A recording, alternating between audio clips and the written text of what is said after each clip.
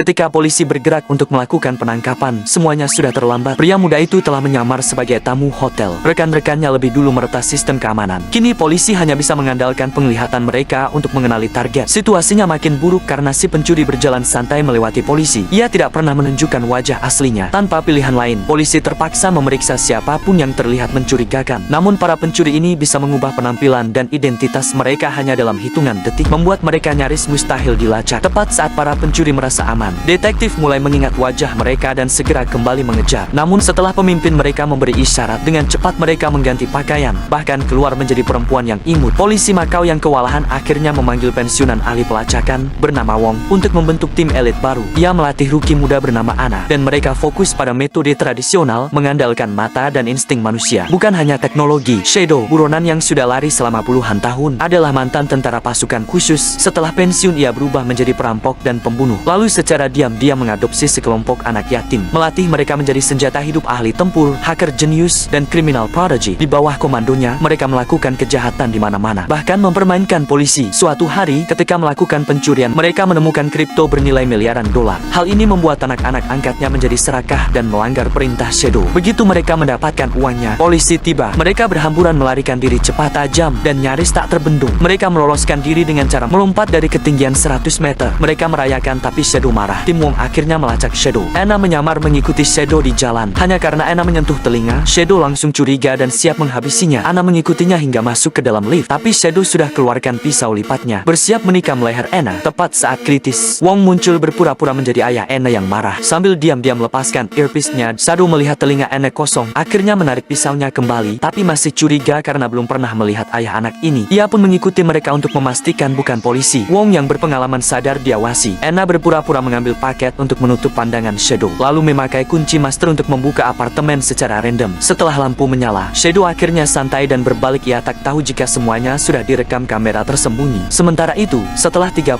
tahun buron, paranoidnya sudah level ekstrem. Cukup satu gerakan mencurigakan, dia langsung siap habisi setiap orang tanpa ampun. Namun, pukulan terberat datang dari anak asuhnya yang jenius dalam hal teknologi. Saat diminta cek identitas dua polisi undercover, anak asuh itu justru berbohong dan bilang semua aman. Shadow sudah tahu kebenarannya, tapi pengkhianatan dari orang yang dia besarkan sendiri jauh lebih menyakitkan daripada ancaman polisi. Akhirnya, anak-anak asuhnya merancang konspirasi. Mereka menjebak Shadow datang ke panti asuhan tempat mereka dulu dibesarkan. Tempat yang dulu jadi rumah, kini jadi bakal menjadi makamnya. Di luar gedung, para polisi sudah siaga penuh. Sementara di dalam, ratusan kriminal menanti untuk mengakhiri Shadow selamanya.